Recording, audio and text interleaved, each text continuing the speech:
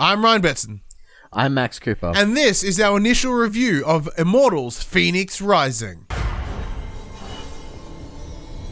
So straight off the bat, we should let you all know that this code was kindly provided to us by Ubisoft Australia, so big thank you to that. Now, Max, you and I have spent a couple of days with this latest release, but what's it all about? So, you get to play as a character named Fenyx, due to the name of the title of the game, a new winged hero on a quest to save the Greek gods and their home from a dark curse, where you'll fight mythological beasts, master powers of the gods, and defeat Typhon, the deadliest titan in all of Greek mythology. Yeah, that's it, which is fantastic. So previously, for those that are playing at home, this game was known as Gods and Monsters when it was first revealed.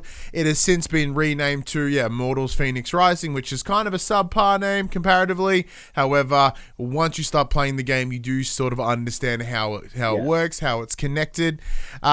One thing this game also did receive was a new aesthetic change from its original showcase to now. It is a lot more brighter, it's a lot more colourful, it's a lot more cartoony looking. So originally, when they revealed this new change and the new name, I poo-pooed it pretty hard, but it's fantastic. Yeah, it's really good. It's really good. I think it suits the... It really suits the story that they're telling and the way they're telling the story, because it's quite an interesting take on how to deliver the story to the player. Yeah, so with a nice, bright, colourful aesthetic comes a nice, bright and whimsical story. So this isn't really spoilers because you do see this in the trailer. The game is narrated by Zeus and Prometheus. So you've got these two voices sort of battling it out to tell this story while you go on your adventure. Because the premise is that Prometheus is telling Zeus the story of Phoenix, or the rising of Phoenix specifically. So of course there's a nice little bit of like narrative fun in there, where some embellishments of the story, but those embellishments reflect in the game with you. I mean, there's been genuine moments where I've laughed out loud at some of the quips between Zeus and Prometheus. I have laughed a lot, actually. It's like the humor is really, really on point. Like it's smart, it's witty, it's silly, it's fantastic. I from a delivery of a more unique delivery of narrative, big fan. Like I'm chuckling all the time. Yeah, no, like I said, it's such an interesting take on how to tell a story of the protagonist, of having two separate narrators that have very different views on the protagonists themselves, because obviously Zeus is very much, I am a god, you are a mortal, what can they do for me? How can this lowly mortal ever help me? And Prometheus is trying to explain, you're not giving them enough credit. They really are more than what you think they can be. So it's really nice. It is pretty cool that way. So we're just going to quickly run through all the key beats, and then we'll have a bit of an open chat at the end. So in terms of gameplay, it is a third-person sort of action-adventure style game. The easiest way to compare it right at this moment is think Breath of the Wild, but with Greek mythology, which. That includes, so no weapon degradation, thank Christ, but that does include like the stamina bar, and in terms of the ability to climb everything and anything, and sort of, but have to take that into account. Now, Max, this is where I'm aware, if anything, this game has taught me some of my hypocrisies and some of my biases, because these systems I shat on Breath of the Wild for. Mostly it was weapon degradation, so I'm glad that's not here.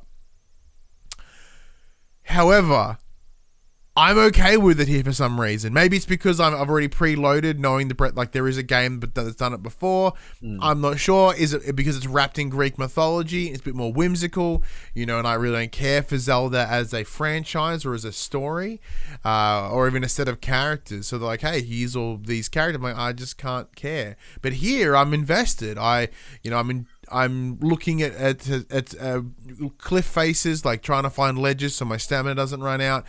I'm constantly, scouring for mushrooms and potions and stuff to help me be able to climb things bigger and better. Yeah, I also find that it's not as it's a little bit more forgiving than that of what Breath of the Wild was. So although, you know, when you run, if you're on the side of a cliff and you're climbing and you run out of stamina, you will fall. But obviously one of the big key mechanics in this game is you have access to Daedalus' wings that he created. So you can glide, but that chews up your stamina. However, if you're gliding and you run out of stamina, you don't just fall out of the sky and take a ton of falling damage and die. It does float you to the ground, so you'll land, but you won't take damage. Yeah. So I think that's a really nice addition. It because obviously the map is quite large, so you use the wings a lot. And having that safety net of, at least I know I'm not going to die from falling damage if I run out of stamina. But you will fall and take damage if you're climbing a cliff face though. Like you will fall, or if you're swimming, you will drown. Like, and then you just your health bar is don't float above water. Yeah, your series, your health bar is a series of chunks. It's like, I think it's like 3, and then you can add to it with more gear, etc. But if you fall, you only lose a chunk. It's not like percentage based. It's not like, you've lost 80% of your health from this fall. It's like, no, you lose a chunk. If you happen to drown, you lose a chunk. So it's not as penalizing, I've found, which is a sort of big thumbs up. So it kind of has you wanting to risk it a little bit more, and knowing that as you're climbing, you can start popping these mushrooms to rebuild that stamina as you're climbing. So it's not a situation of, I know I can only have X. It's like I can have X plus whatever I want to add as I go. Yeah. So obviously, you alluded to the fact that both your stamina meter and health meter can be upgraded through in-game collectibles. I'm at a point now where I have a significant amount of stamina, to the point I very rarely run out. Mm-hmm. There's not too many cliffs that I can't just keep jumping up and get up quickly. But yeah, the traversal in this game, at first I was a little skeptical with there being a stamina meter. I know that can be frustrating at times. I haven't found a cliff that I can't, tackle yet, which has been good. There's always ledges around that you can rest on. With the use of the wings, there's also flowing wind currents that you can use to gain extra height. They do make it quite accessible to get around the map without too much difficulty. And for that reason, it makes it really fun to explore, because you're going to want to explore in this game. There are collectibles everywhere. So, unlike, it's not intentionally Assassin's Creed-y, but you can get yourself to a high point and you can look around and you can scan your surroundings. So you'll look around and be 360, and your controller will vibrate on your little viewfinder, and you're like, hey, cool, there's a chest, there's this opening, there's a harp, there's all these little things that you find throughout the world that gives you that incentive to traverse and explore. And straight off the bat, to this game's credit, and also it also works in a narrative sense, they give you everything you need to explore the world right up front. Yeah. Because they're telling you this story, and they're wanting to hey, it's like, hey, he's got his wings, he's got this, he's got his axe, he's got his sword. Like the story that Prometheus tells, he's like, and he just has it all done. There you go. All right, let's get the game going. So rather than Metroidvaniaing it a little bit, where you've got something, and then you realize you can go back and you can explore it further. You get everything you need straight up. Now, of course, you can always go back to the areas you've gone to before, but you're not constantly toing and froing on this big open map. I think that's a big plus for me personally. Knowing that, hey, here's my light weapon, here's my heavy weapon, here's my traversal, here's this, here's that. I'm like, beautiful. The game also, just to add to the traversal and all the collectibles that are in the world, the game also has a day-night cycle. Mm-hmm. So there's some certain things that can only be accessed at nighttime. And at nighttime, generally, the enemies are slightly more difficult to deal with. Some are stronger, quicker, more health. They are shown differently as well. So whenever you fight enemies, they will have a health bar. During the day, I think they have a bronze outline, and during the night, they tend to have this dark silver outline to denote that they are a little bit stronger than those that are during the day. It's really cool.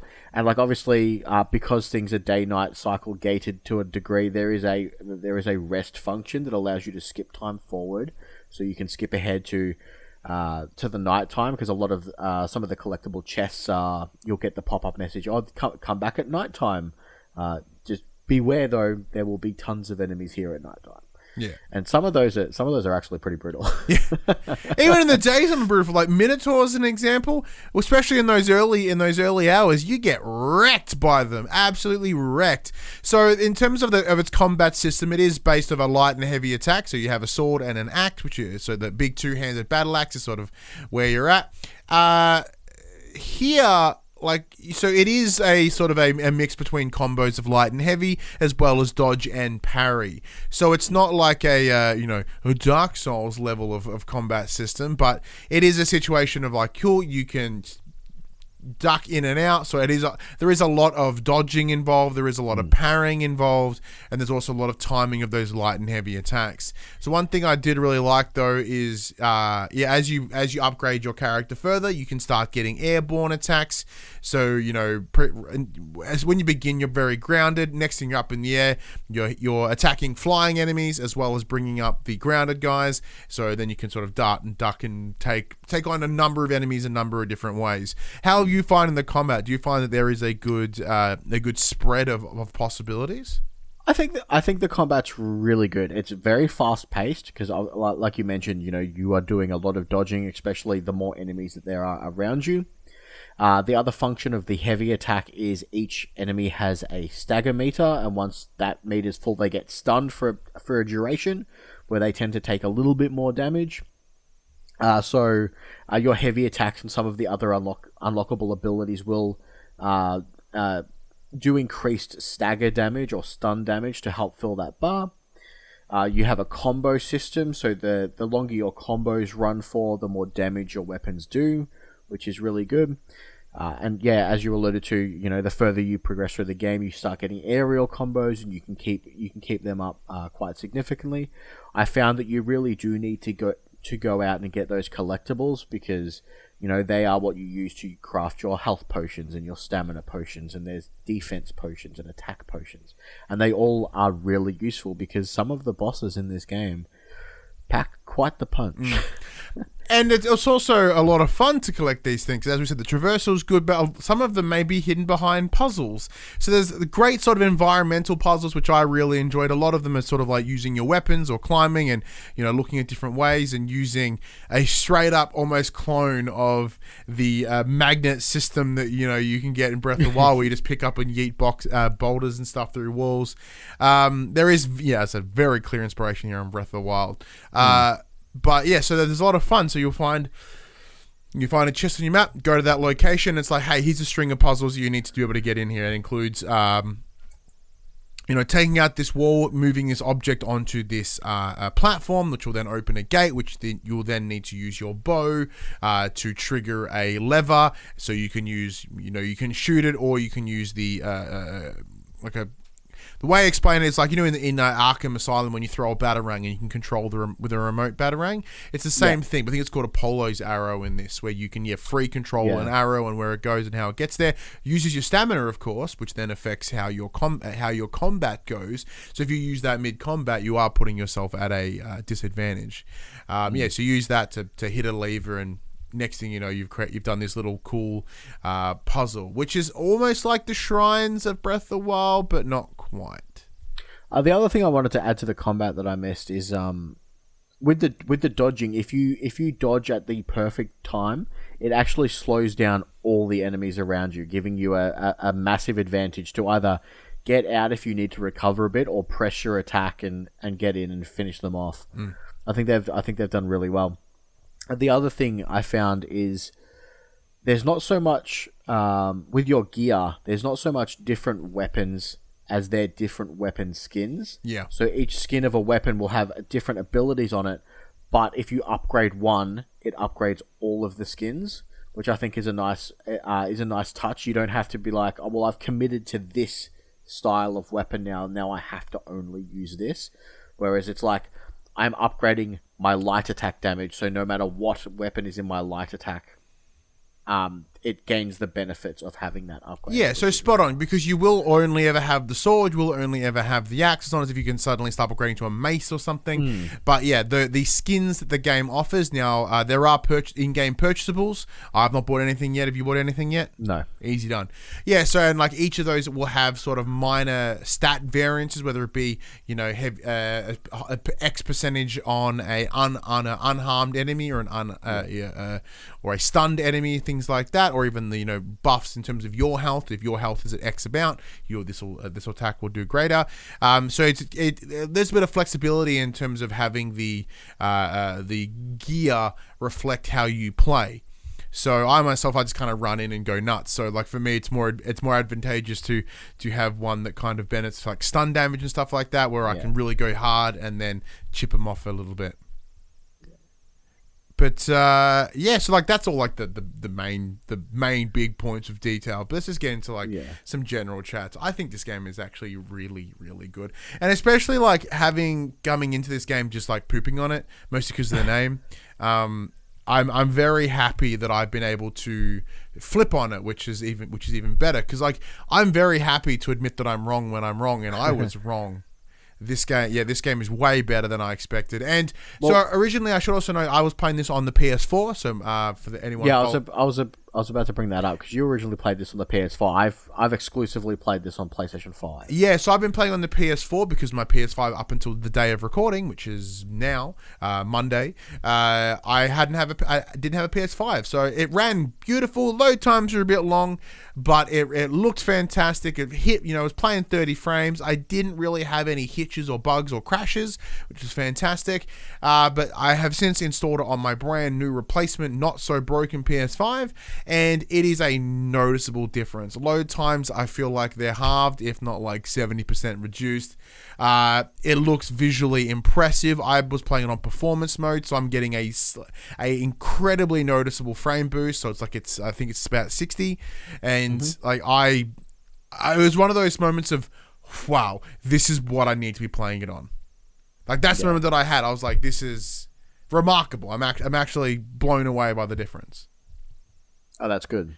And obviously, of course, you playing it just on PS5, you're not going to see those. It was, I mean, it's fantastic straight off the bat, though. Like, the visuals, it runs beautifully. I've had no technical issues with it. There's been no noticeable frame drops or anything like that, and it can get pretty hairy with so many enemies on screen at once.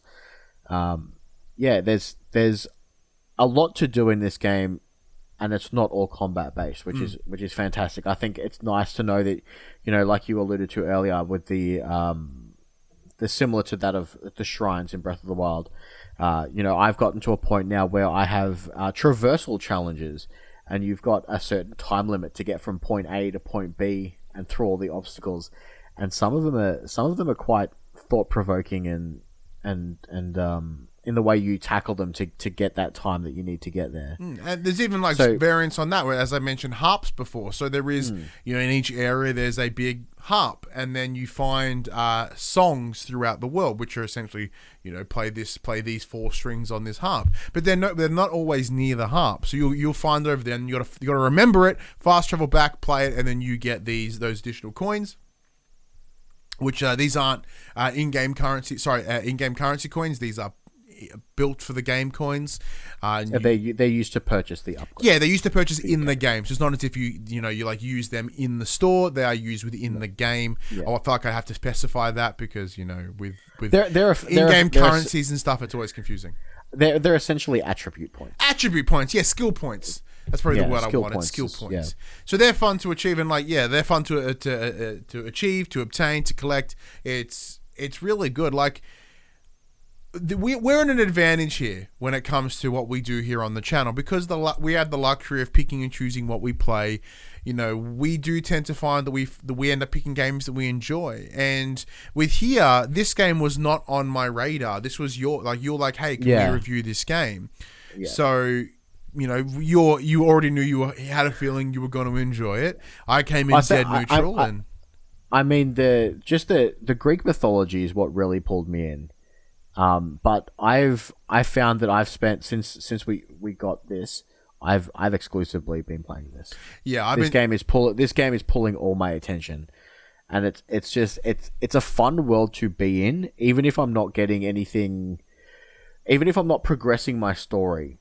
Just going and exploring the world and doing all those side puzzles and collectibles is just so much fun. Yeah, so I find myself actually just piss fighting around and doing all the side stuff because I'm like, oh, but that chest is close. It's the same as, once again, it's the same. There is that Ubisoftification in this game where it is like thousands of things on your map, and although you feel like you're progressing, you're kind of just farting around. But it doesn't also feel as dense and as heavy as, say, Assassin's Creed Valhalla. So this would be like a good sort of like early teen, like late, young child sort of thing. Because my son loves it. He loves the aesthetic. He was playing it earlier and he was just running around and just gliding places. He hasn't worked out stamina work, so he just drowned like 5 times. But it's forgiving enough for him to go around and do that. And it's it's aesthetically pleasing for a 4-year-old. So it's all bright and colorful and shiny, and he's starting to get better at games. So for him, this is a nice. I think he's quite ready. Yeah, I think it's probably like a good. Say he was like 8. Like a little bit around, like not quite Valhalla ready, but he can probably get a stepping stones here. Is there anything that we haven't touched upon, Max? We've sung its praises for a while now. Yeah, I don't think so, because we covered design aesthetic, we covered combat, we've covered storytelling, sound design maybe.